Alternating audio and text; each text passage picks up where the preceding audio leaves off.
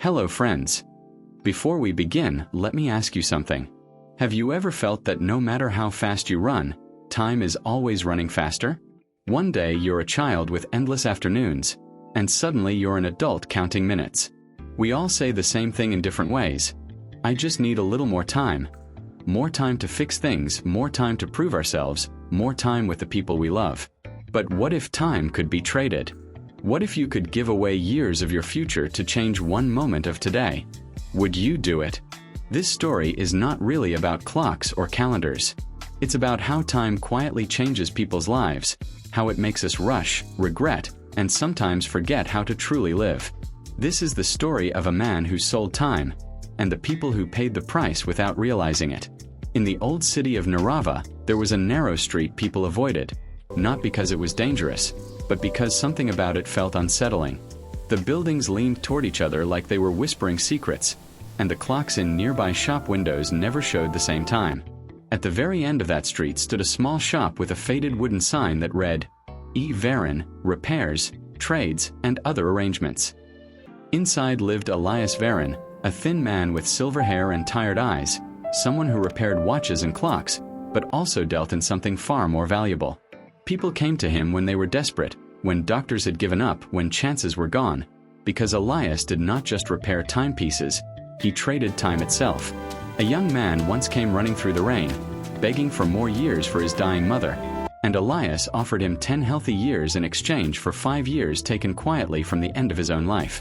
The man agreed without hesitation, and his mother lived, laughed, and loved again, while the man himself slowly became restless, always rushing, always feeling late, without knowing why.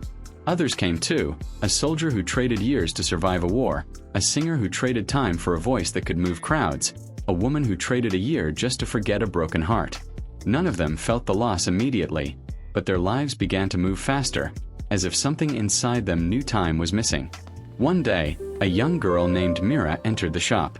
She didn't cry or beg. She asked if Elias could bring her brother back from the sea after a storm had taken his ship. Elias said yes, but the price would be 20 years of her life. The girl thought for a moment, then refused. She said she did not want her brother's life to be built on her absence, and she walked away.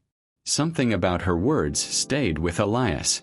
The next morning, fishermen found her brother alive, saved by a decision they couldn't explain. For the first time in centuries, Elias felt something inside him crack. He had spent his life measuring time, trading it, collecting it in glowing jars hidden behind the counter. Yet he himself had forgotten how it felt to live within it. Years later, the young man who had saved his mother returned, now older than he should have been.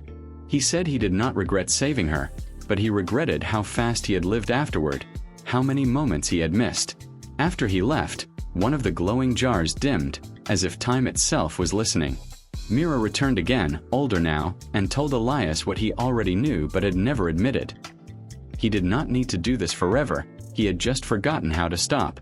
She told him the jars were full of lives, but none of them were being lived by him. That night, Elias made his final choice. He returned the stolen time, knowing it might kill him, and for the first time in his long existence, the shop felt quiet, peaceful.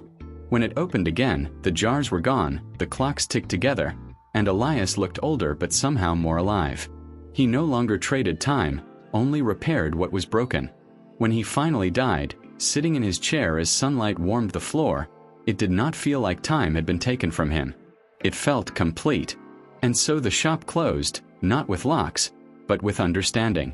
Elias Varon left behind no riches or monuments, only people who learned to sit longer, listen deeper, and rush less.